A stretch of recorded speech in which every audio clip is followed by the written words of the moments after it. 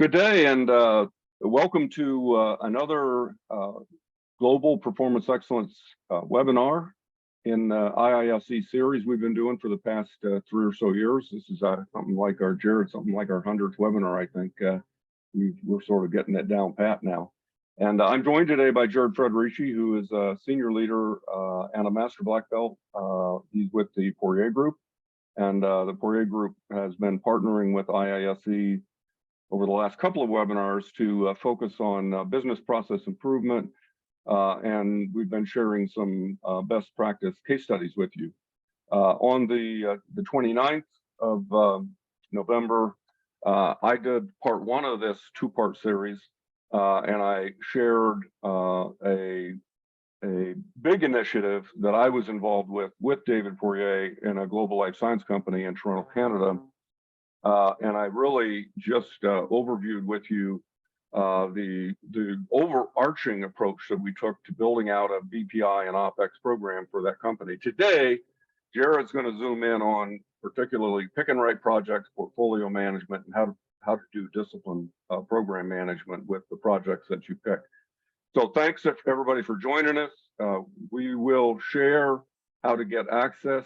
Daniel's going to share links for you so that you can copy those down or cut and paste them.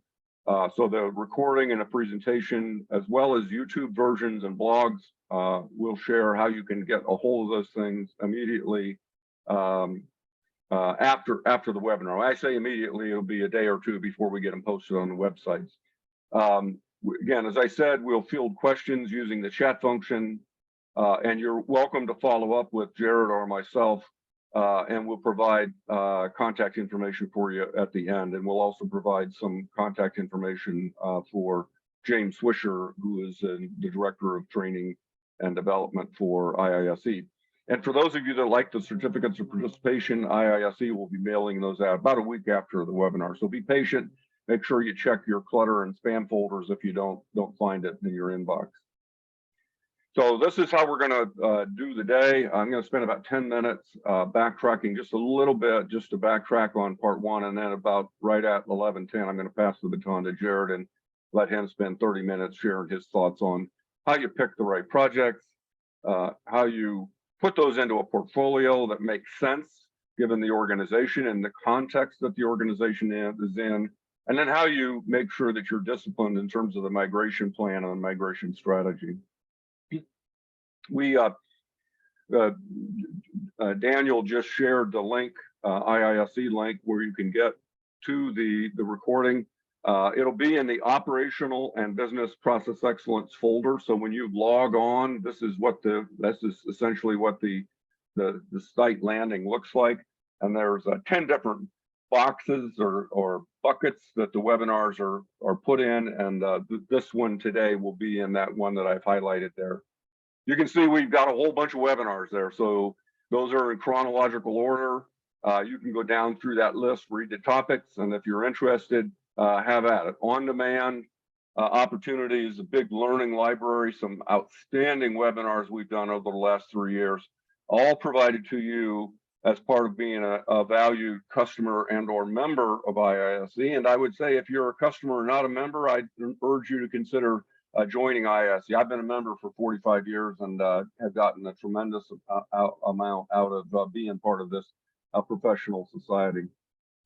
So just to real quickly put today in context, starting back in September, we started a trilogy, a series of 3 webinars that were focused on how do you create and sustain organizational excellence programs. And we started with Jim Tompkins, who's just recently published a book called Surfing the Waves to Organizational Excellence, Insightful Leadership, Surfing the Waves to Organizational Excellence. Great webinar, again, posted on the IISE website. Feel free to go in and look at it. I think you'll really enjoy it.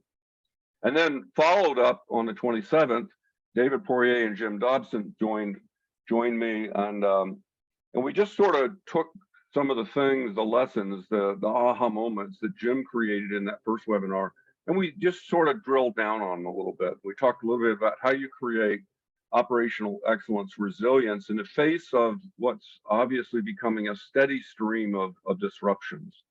So that was a great webinar. Once again, you can access that using the links that Daniel provided for you.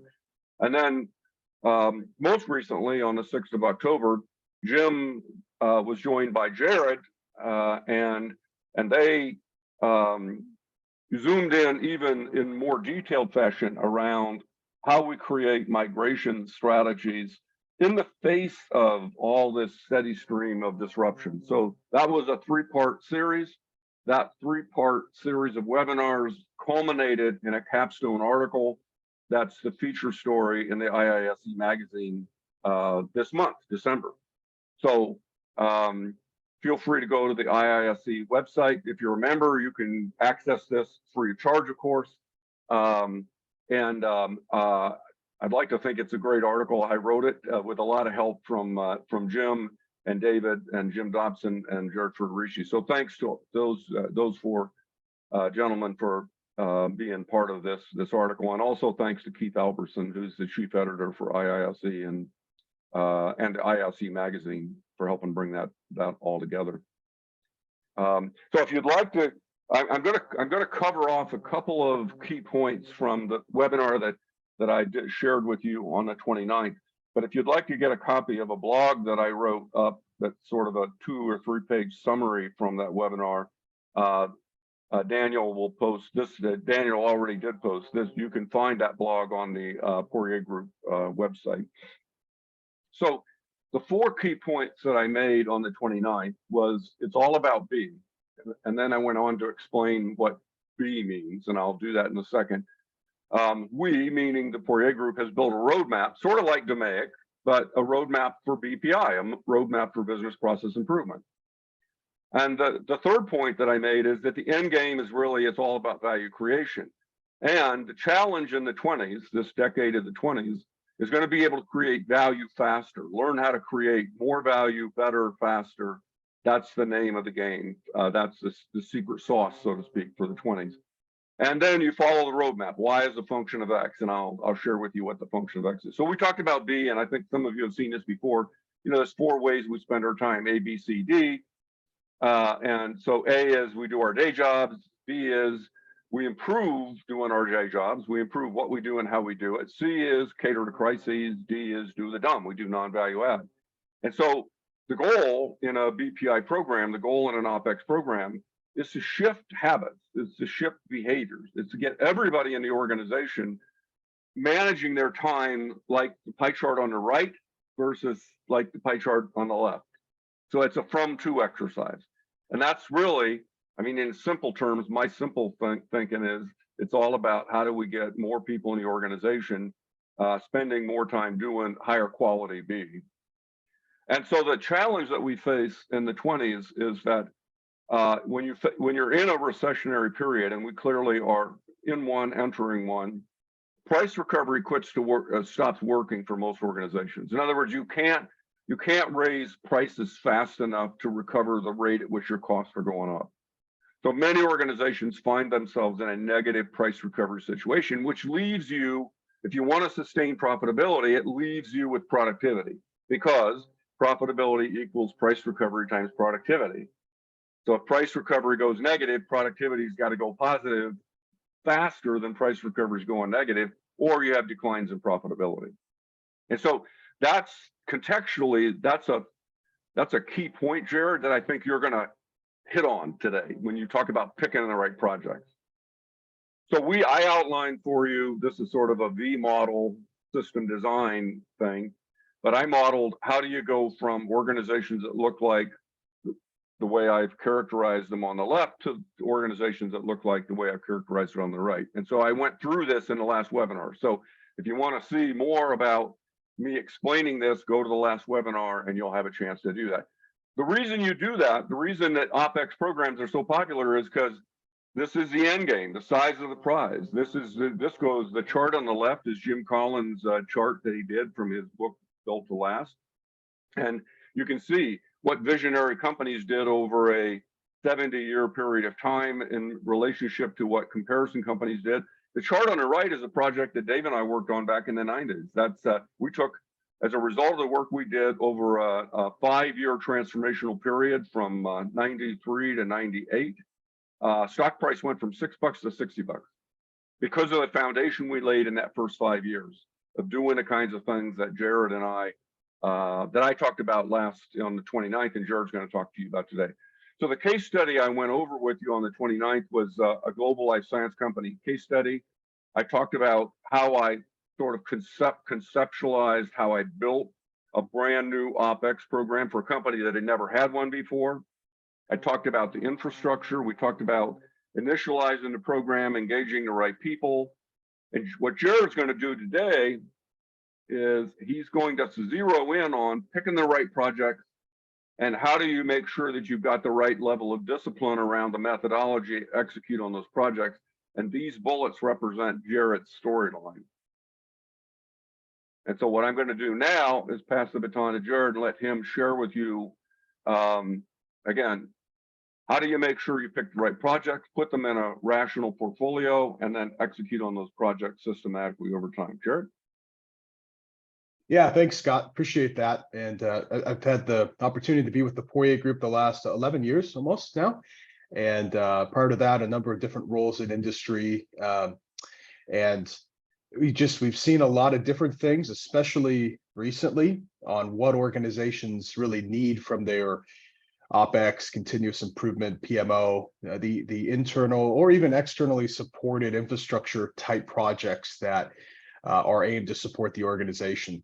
And so as context changes, we have to think a little bit differently about how we approach and select and ultimately drive and implement the process improvements that we do. So if you look at what's happening, socioeconomically, politically, geopolitically, especially globally, there's lots happening that's driving changes and anticipated GDP juxtaposed to consumer prices. And so if we're not entering or already in a recessionary period, there's certainly some evidence that we are or going to be. So there's a number of elements. I think we saw a lot of the bullwhip effect on the international supply chain and some of the domestic supply chain issues. And so now we see lots of things either available now that we don't need, or things still on boats on their way, or people stopped ordering and they found domestic sources. And so especially in some Eastern countries, a lot of manufacturing, especially on semiconductors, auto parts, just stopped. People were laid off. And now they're getting back up and going, but especially in international auto parts, we see that you just can't get parts. If you've had to get your, vehicle serviced, why has it taken, 4 months to get an alternator? So I think we're seeing a lot of changes, and that has ramifications. I know I'm zoomed out really high right now, but I think it has implications when you're working for those types of organizations. They start to need different things. They start to have their levers on some of their financial statements that need to be pulled, that may not just be cost savings, which is traditionally what a lot of process improvement looks at.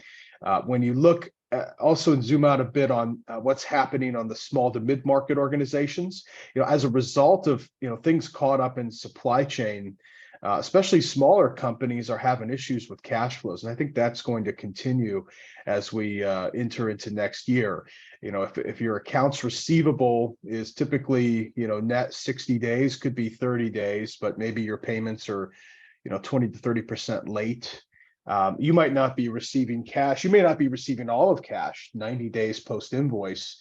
And so, how are you floating operations in the meantime? It could very well be cash flow, but as a result, a lot of bank interest rates with those, some of the mortgage interest rates, also projections for less disposable income by consumers next year. Likely the cost of money next year seems to be indicating it's going to go up. So private institutions, private debt might be alternative. People might be looking to sell private equity. There's a lot of dry powder available for purchase. So those dynamics, when you're doing a business process improvement project in those contexts, you may not want to just be focused on taking costs out of the organization. You may want to be focused on freeing up cash flow and working capital to protect the organization against its covenants so that a buyout in 18 months is feasible. That lens is often overlooked as IEs, as people driving portfolios and organizations. And, that's what this shows here is, oftentimes we're caught up on the income statement, pushes the denominator, the costs side. And there's so many others that we have to be cognizant of, as well as the interaction effects. And so I think we tend to describe value just in one dimension when we build and push forward continuous improvement portfolios. But in a lot of the projects we're doing in the consulting space, sometimes we don't even want to take any people, we don't want to take any costs out of the organization. We just want to avoid the cost in 2 years, or just save me the hours. Give me 50,000 more efficient hours and we'll determine what to do with them.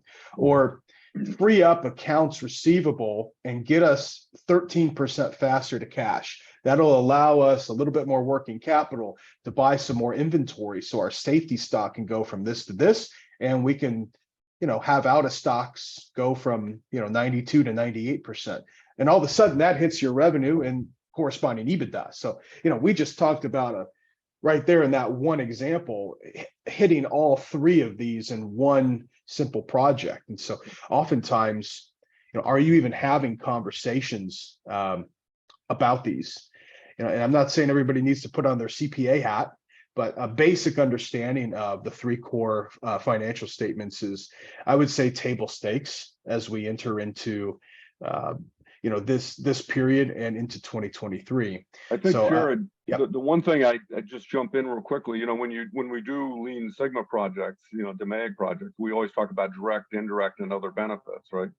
And so I think that your point is that I think there may be a reluctance to do projects that have, quote, other benefits, and the focus may be more on direct, and to your point, maybe indirect benefits.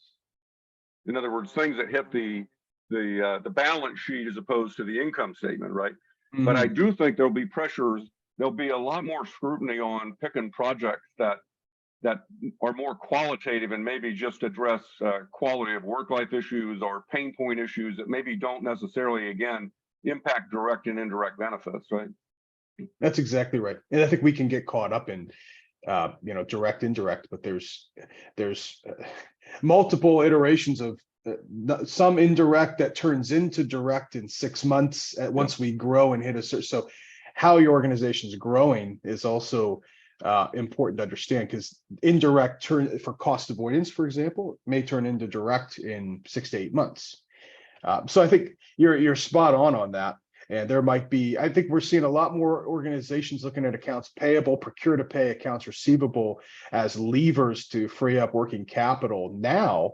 And that might continue. So we see you might be seeing a lot more inventory management type of projects into next year, because that might be what the organization needs. Might not be getting more efficient at managing inventory and reducing holding costs. It might be actually increasing turns and improving working capital.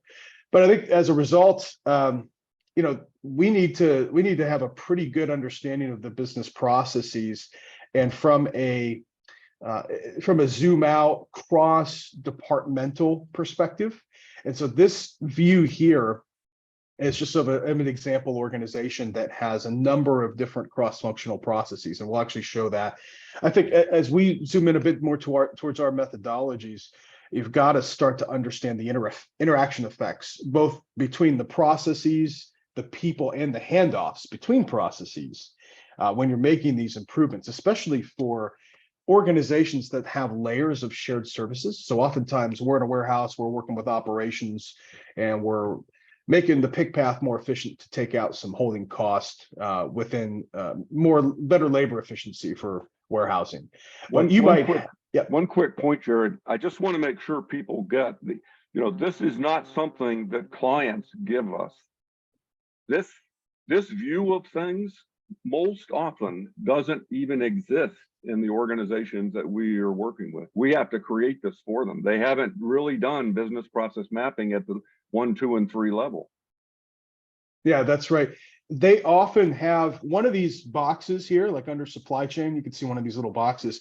They probably have a flow chart of one of those boxes. And it's especially an organization that has some maturity and continuous improvement, but putting it all together so everybody can see it in one place. And the next couple of slides have even more visuals on that. We have to typically build that because otherwise, how do you understand?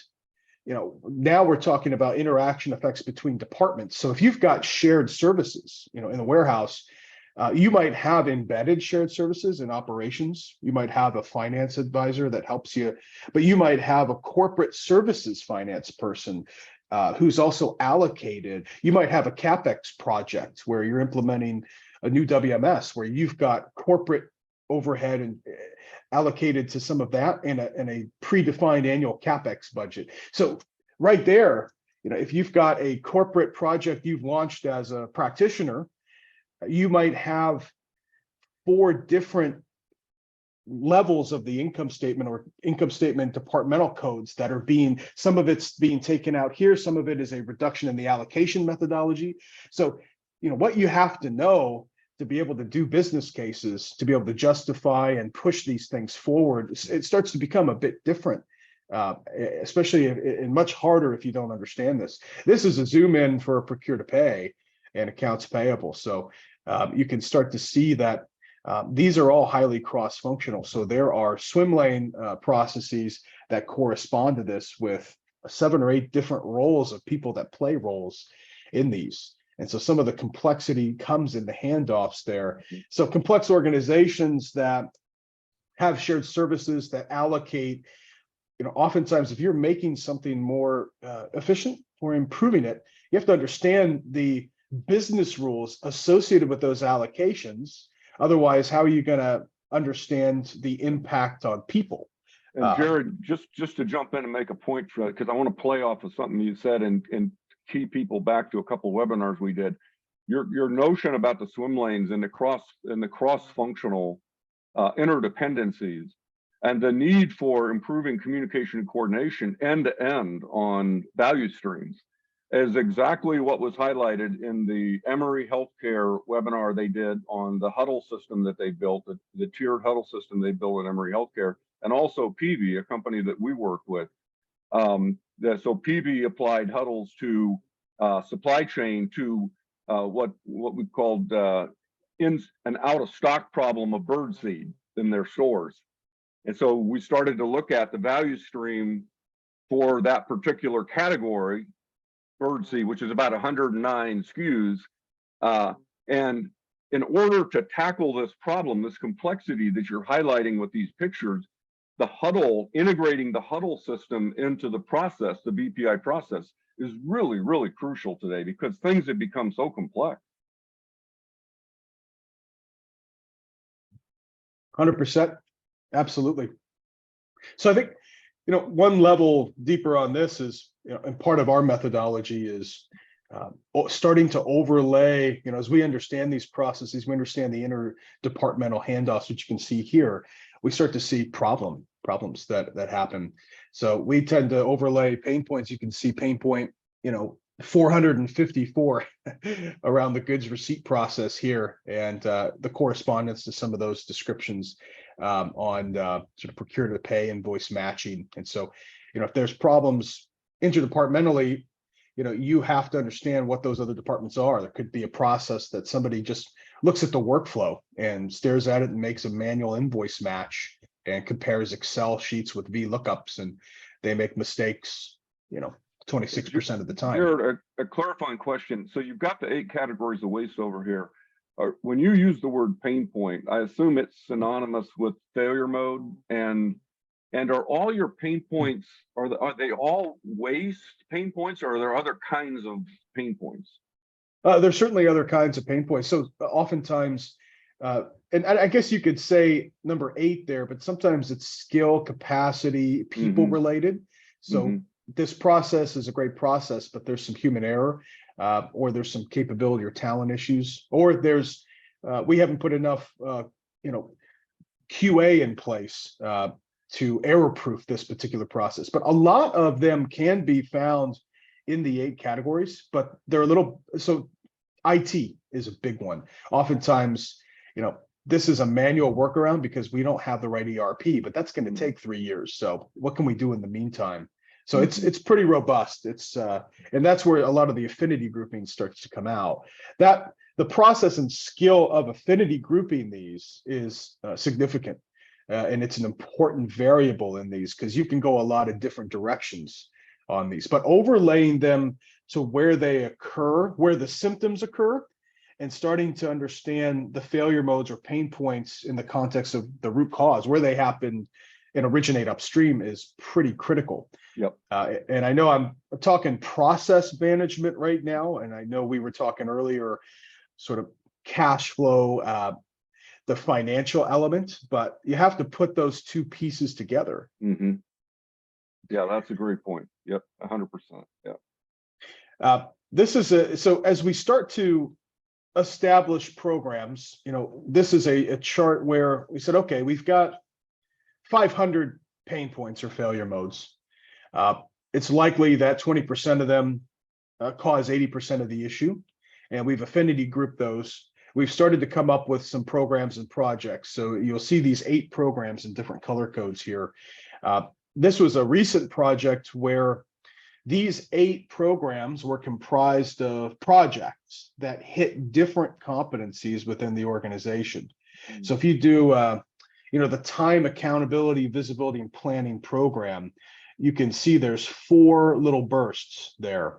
And these 4 bursts are there because they impact the x-axis at the top, which are core competencies or departments within the organization. So what this is really showing is that the 8 programs that we're undertaking or we're putting forward in the portfolio of improvement projects is going to have these interaction effects against these competencies. So when you, let's say, procure to pay is screwed up and we found 16 areas in the process we want to fix, and that'll get it fixed up, and that'll improve our lead time by 3 days and improve speed to cash by another 7 days or so. Oftentimes we understand what we need to do, but we don't necessarily have a full understanding of when this project is rolled out, what areas is it going to hit? What are the interaction effects departmentally? So this is why that cross-departmental understanding is critical, because you'll see that even one of these programs could impact 4, 5, 6 dimensions, whether it's training and education. Oftentimes when we put an improvement project in place, we forget that, for it to be really sustainable, ideally your new employees would be trained on it. Who's going to put that training program together? Who's going to drive that? So that's just one example of how complex even just 8 programs can be corporate-wide in terms of its impact to these 10 or 12 competencies at the top. So Jared, the yellow bursts, those are pain points? Those are project interactions. So under people competency, for example, you see about 10 of these. There's roughly 10 projects in there. So there's one project aimed at the people competency within project management. So there's a program project taxonomy here. This is the highest level. Underneath here are somewhere around 40 projects. And these 40 projects hit different elements at the top within the organization. I see. So what we wanted to do is map that out because, we want to make sure there's coverage, but we're not overdoing it. So the rows are programs, the yellow things are projects within that program, and they're program streams.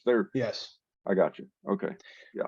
And then at the top, these are competencies within the organization and billing and invoicing, client management. And so it's a visual and it's a tool that's important because how do you know if you're hitting the right areas when you have huge cross-programmatic programs that have big interaction effects? I think it's the interaction effects that often hurt us in terms of our understanding when we want to go take something on corporate-wide. That may have a good business case. So as we start to build out programs, we start to look at what ought we do. We start to undertake this is a sticking point for a lot of people, but it's okay. This one has a 6-month ROI. Let's go do that because this other one has a 12-month ROI. But I think what we're seeing and putting that in context with everything I said at the beginning, it gets a little more complex. We use a benefit to burden portfolio optimization tool, and it's fairly simple. You don't have to overcomplicate it, but each organization is a little bit different. So, a mid-market organization that's owned by private equity in the warehousing space is going to have a completely different benefit and burden weighting and variable set than a large retail organization in Canada. And so, when you look at the x-axis of burden, it's how difficult is this to do, to implement, to change manage. It's the relative difficulty score, the y-axis being the benefit score. So what's the total value we can expect as a result of this project? And now within them, you've got some variables and weightings associated. So in this particular example, for this organization, cost to implement, time to implement, the magnitude of change that's going to actually happen, the technology impact, and some of the national and some international complexity were the weightings. We did this with the client. You want to do this with your stakeholders, not in a silo. And so we felt like each one of these projects, when we go to figure out what we're going to do, we need to score these. And ROI, or the benefit, that's just one dimension of this. And that will help you as you look at some of the other we described earlier dimensions that are important to organizations, like cash flow or like working capital or stockholder equity. On the benefit side, you can see we've got, in this case, billable time capacity, because this was a consulting organization, was huge. And so that's why it's the biggest one. We've got the pain point reduction, return on investment, which was so what you'll see is these are custom variables for this particular organization. And I challenge you to have custom variables for your organization. And these will change. These will change. It could change in 3 months because of the season that your organization is in. So if free cash flow is king, and that's what your organization needs, you'd probably weight that. And so you start to see those programs fall on top of this. And top right is great, bottom left is, those are things that are really hard to do and don't have a ton of value creation. So I think it's just a really simple tool that we use that are totally impacted by the business context. And as you put those and overlay them here, you can start to see that we can understand at the programmatic level, the relative benefit to burden score, some of the quantitative benefits, and the percentage of those original pain points addressed. So oftentimes we struggle to create the link between, like, how much is this program actually going to drive for us? And that's one of the links here that's important to see. Now, that benefit to burden is just a tool. It doesn't mean that if something's in the lower left quadrant, we don't do it. Some things are just do it. You have to do it. It's foundational. It's a predecessor for something else. But it is a tool or a guide to assist you moving towards the next phase, which is really a time series view. So this is starting to put this together. And okay, I think we know what we should do, and this portfolio seems to be weighted a little heavier to benefit, although it's going to be a bit challenging to implement a couple of these. When do I do them, and who do I do them with, and how do we actually pull this off is the begging question. And so you'll start to notice in the methodology, there's a feedback loop after we move into the next slide, which is really starting to put this together in time series. And so what we do is we start to put some of these down and put, who's going to do it by pillar or program stream on the left, and start to move into, the time series could be 36 months, it could be 8 months. And that really just depends on what your organization needs and when it needs it. We actually kind of look at benefit to burden here and score that. In the upper left right-hand corner, you can start to see we're putting the benefit to burden score in a color code, so we know relatively when these are going to hit. But the next thing comes down to sequencing. So how do you know? Let me Yeah, jump in. go ahead, I go ahead, got Scott. a high level question for you, and then let's come back to the sequencing thing. Okay. So at a high level, I want to, for the benefit of the audience. So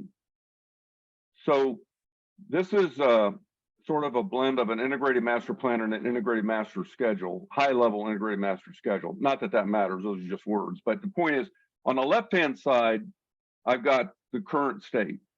So if I had a column to the left of 2022, I could have a bunch of bullets that characterizes the way it is right now for this organization. And there'd be some things that are working. We like this is working, and there'd be a bunch of things that aren't working, right? There'd be a bunch of performance gaps. And then on the right-hand side, December of say January of 2023, I've got another column and I've got bullets that say this is the way we want it to be, or this is the way we need it to be. So I've got on the left, I got this is the way it is, this is the way it's going to be. And what I think you're telling me is that there's 3, 6, 7 fronts, 7 things, chunks of work I got to work on. And these are the things, this is what I got to do to, these are the, essentially, these are the focuses of the performance gaps.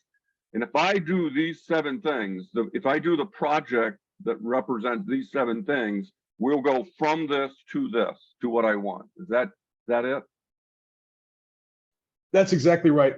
So the right-hand side is cut off on this, but each one of those pillars, you can call those pillars on the left, Yep. You know, strategic pathway alignment and communication, a little bit high level. We know that there's within that 4 things that we need to do, 4 programs. Now, a layer of, if you click on, and you can't do this now, but we build these so that if you click on one of those, it goes down to here are the projects and here are the charters associated with these, as well as the business case. But that's exactly right. It's a migration strategy to the right-hand side. However, at this stage, though, you know, this is what we ought to do, but can we do it? So, you know, if you look at the month of May, we've got 1, 2, 3, 4, 5, we've got 6 things happening in parallel, right?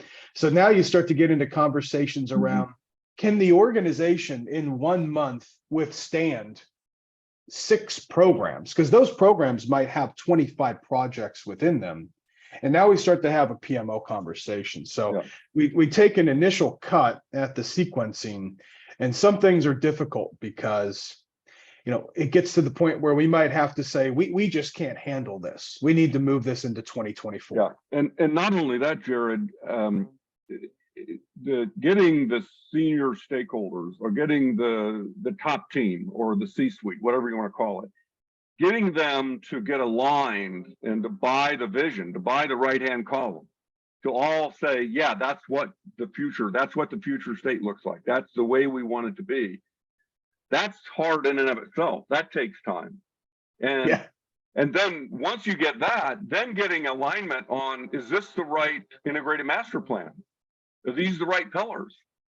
I mean, when I was working with one of our clients, we spent 3 months arguing about what the pillars were, what the right pillars were. Let alone, then once we got the pillars defined, how do I execute on the pillar, right? So I just wanted to share that and then have you comment on that, because that's a lot of the heavy work that has to happen when you're creating this strategy and plan with the stakeholders. Yeah, I mean, it's a separate webinar, but, you know, alignment on the right-hand side, alignment just on the language. The other thing to add on top of this is that this might be a portfolio within the domain or scope of what your BPI team has been looking at, but you might have, and likely do have, a separate technology roadmap or separate strategic initiatives. You might be post-acquisition, and you might have integration projects that you're going through. This might be one of 5 organizational roadmaps. You might have a reorg happening, a talent, you know, a complete change in talent structure. So a good point. It's not even just this, it's 5 of these. And that's exactly right. When you get alignment on what we ought to do and what the right-hand side looks like, we start to, and you're not supposed to see all the details on this, but that chart there that you had, Scott, the messy one, was, you know, here by person, here is how many hours per month over a 24-month period that you have to commit to pull this off. Right. And this was the third iteration of this. Our first one had a lot more reds in it. And this starts to get into the conversation of who's actually going to help work on this. Is it, it can't just all be the BPI team or consultants. It has to be supported by the business so that it's sustainable. So if you don't have an understanding of, how we can't have Chris on the left-hand side working 20 hours a month on this thing, because now he's not going to be able to run the business. So what are you going to do? Are you going to not do this project? Are you going to do it with a subcontractor? What's the return on investment of that? Is return on investment even important? Does it have an impact to cash flow or working capital, et cetera?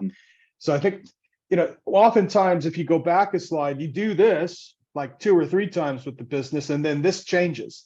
Things, think of it like Tetris pieces. Things are reslotted because we know in, April, we have fiscal year end close, and there's no way we can take on more than 3 things.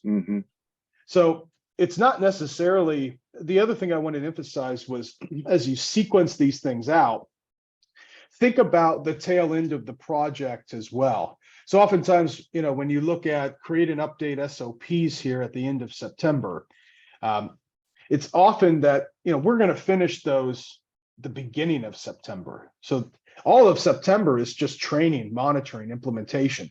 So you might finish the last SOP and say, all right, we're done.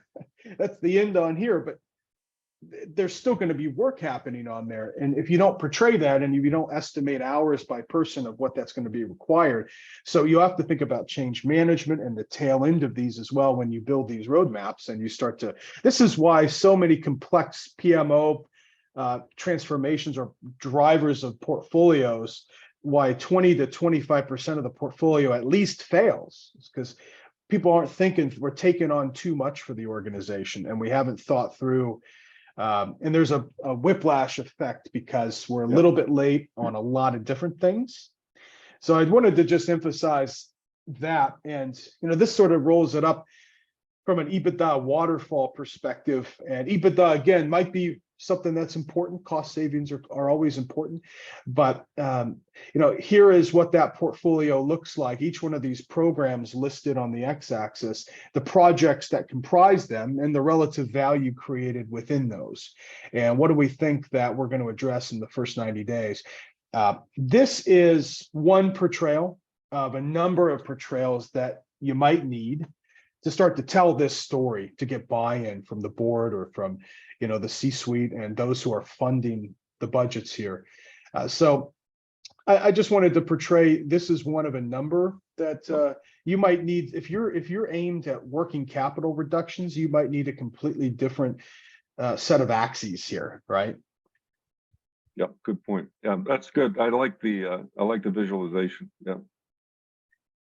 So, and I think we'll wrap up at least this part, and I would like to hear I'd love to have some questions. I think we got one in already. But I think when we talk about, the 7 key points here, what do we do? I think going back to, what situation are you in? If you're in a situation where, you're owned by private equity, you're about 18 months from a sale, what you need to push in the portfolio could be very different. Oftentimes in a sales situation, there's going to be due diligence happening more than a year out. And that due diligence might happen by a financial institution, a consulting company. And so when they come in and do due diligence, you want to have a portfolio of projects aimed at maximizing the value of your company. Now that's not always going to be cost savings. Oftentimes it might be having a scalable technology infrastructure, because when they buy it, they're going to fold it into a larger entity. And it could be that revenue is great, but it's highly variable. So it could be that we don't need to increase revenue. We need to reduce the standard deviation of revenue. So, understanding the context you're in changes completely how the portfolio should be sequenced, because things that are just traditional cost savings may not be, they may be back burner things in that particular situation. If you're in a cash flow, tight organization, growing revenue really quickly and the cost of sales, while the the top numerator might be significant. The return on investment could be huge. It's going to strap the organization for cash in 3 months. And so again, I think understanding that is critical. And to understand that, you often have to understand the drivers geopolitically that are impacting the organization in and of itself. And a lot of this information is on the web, so I think it doesn't necessarily require, paid Wall Street reports. A lot of the stuff you can just Google, you can just watch the news. So I don't want to make this seem like it's more complex than it needs to be, understanding forecasts on interest rates and what's happening in the mid-market, dry powder in the context of private equity.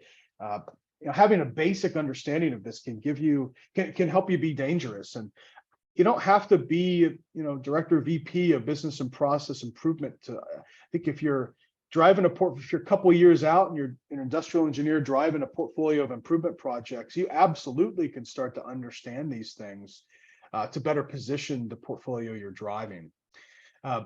That moves into just more detailed interdepartmental process mapping, handoff understanding, and overlaying failure modes and pain points on top of where the symptoms occur and tracing those back to where they happen.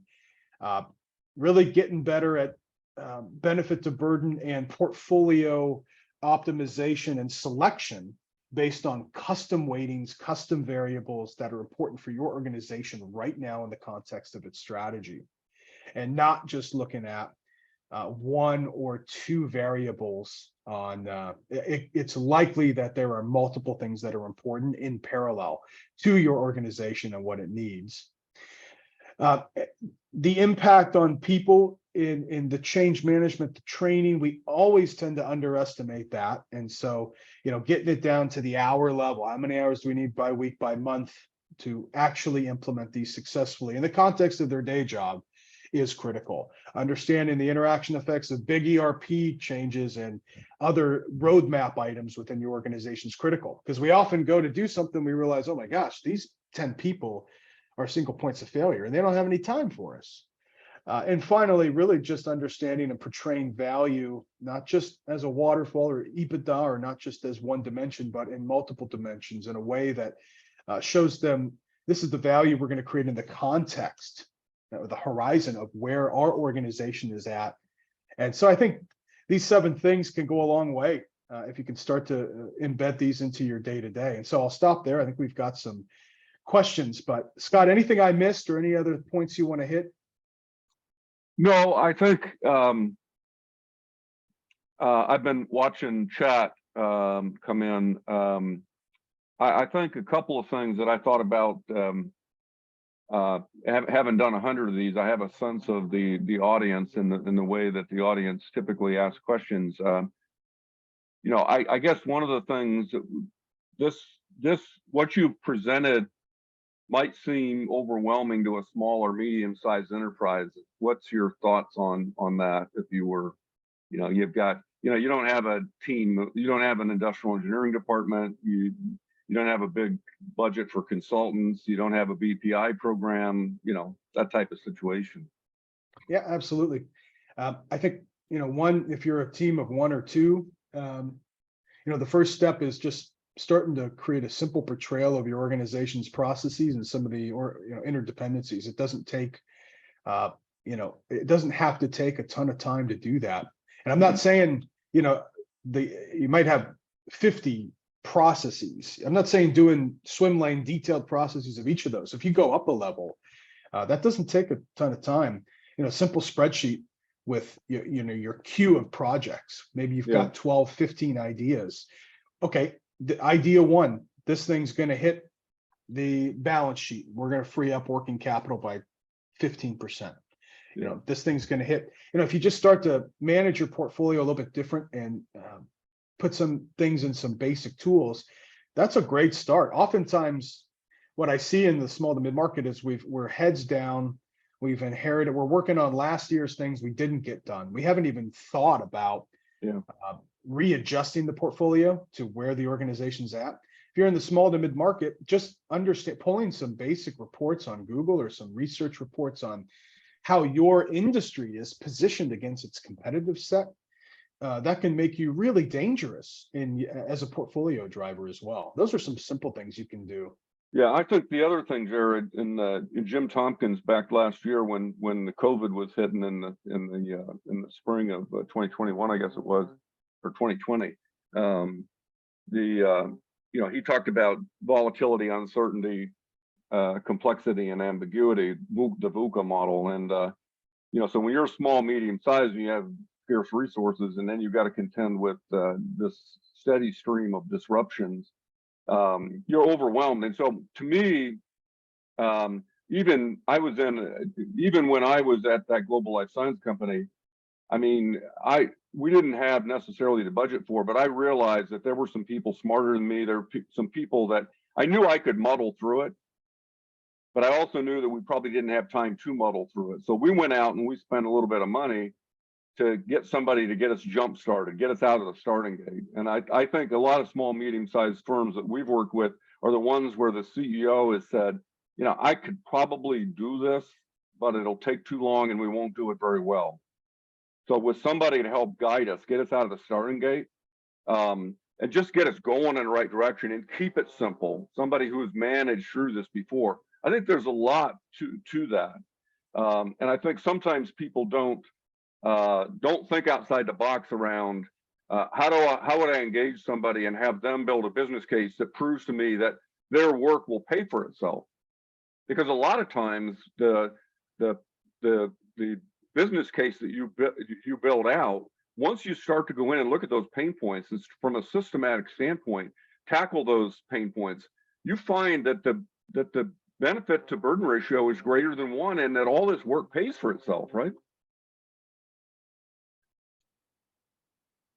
One thing I was going to mention on that, Scott, and I think this goes to Cammie's question as well, is one of the questions to ask is, you might be, let's say departmentally, you might be in a BPI team or process improvement capability in a plant, or one of the questions is, do we even have a strategy? Does the organization have a strategy? Have we asked the question? Oh yeah, we have a strategy. We've got 4 pillars, and cash flow is important, and we want to take out 4% in direct savings. We want to grow the organization by 22%. A lot of times we just don't even ask the question. Sometimes you ask the question, you realize there isn't one. And so that's a different set of things. But oftentimes, how you link your portfolio to the strategy is quite important. Is the strategy right? I think as you go down departmentally, sometimes if you don't have a strategy, you have to make one up on your own within your department. You sort of have to do it on their behalf, and you can lead upwards in that way. So I think Cammie's question is, how do you drive this at a lower level departmentally? This may seem a little bit, from a portfolio perspective, a little bit higher level. And I think sometimes, just picking something that needs to be done. The notion of momentum creation and entropy is important. So if you've got something, if you're hitting a sludge of political tension, things aren't getting done, sometimes just doing the right thing, getting the people on the floor actually behaving a bit differently, and leading bottom up, and having and then showing that, featuring the win there, oftentimes will get some of that sludge. It'll put a little pressure actually on other parts of the organization to say, oh, look, these guys are just doing it. They're just driving things here. We better get our act together. And I think we see a lot of that happen where you feel stuck. You just start to do it, do the right thing. And it's just visibly is better. And people start to get a little competitive. They get a little threatened. A leader in another area says, oh, something good is happening here. I don't want to look bad. Let's get on this thing. And those are some simple things you can do to, I'd say, just do it. Well, I think today was mission accomplished. I wanted to tee up the larger roadmap by giving them the case study from the global life science company that David and I worked with little ways back. And then I wanted you to sort of zoom in on the 2 boxes, 2 steps in that roadmap that I think are really critical. How do you pick the right projects? And then how do you assemble those projects from a systems perspective? How do you assemble those projects in a way that rationalizes the mix of projects? And I think you did a great job showing us how you do that, how you go about that. And then ultimately the discipline associated with program management. And you talked a lot about some of the nuances of what happens dynamically as you start to move forward and you start to look at, okay, who's going to do all this damn work, right? And then you had that messy chart that you had, and you say, you know, because you're exactly right. That's where people fall down, as they underestimate the amount of the magnitude and the amount of work, and they don't really think through who's going to do it. So that's a tremendously important aspect of pulling this stuff off. So that was great. So thanks, Jared, for taking time for doing this. If you want to access the recording and the presentations, and Daniel will chat the links to you once again, he'll give you the link to get to the Performance Excellence webinars. If you want to see a blog of this and you want to see this webinar in YouTube fashion, you can go to the TPG blog. And again, Daniel will be sharing that with you. If you have more questions about IISC, contact Jane Swisher. If you got more questions about the webinar series, if you'd like to do a webinar with us, reach out to me. Just ahead on the 13th, we've got another session coming up. Jared mentioned strategy. If you don't have a strategy, we're going to talk about how do you create strategies in economic periods like we're in right now. So how would you create a strategy, that big from to chart that Jared created? How would you create that? So we're going to talk about that on the 13th. And then January 6th, we've got Jim Tompkins coming back again. He's going to talk about what insightful leadership looks like in supply chain in the 20s.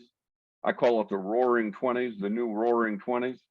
And then on the 13th of January, we've got a speaker, Peter Hunter from PV Industries, going to talk about what they've been doing to do the type of stuff that Jared talks about in their supply chain portion of the organization.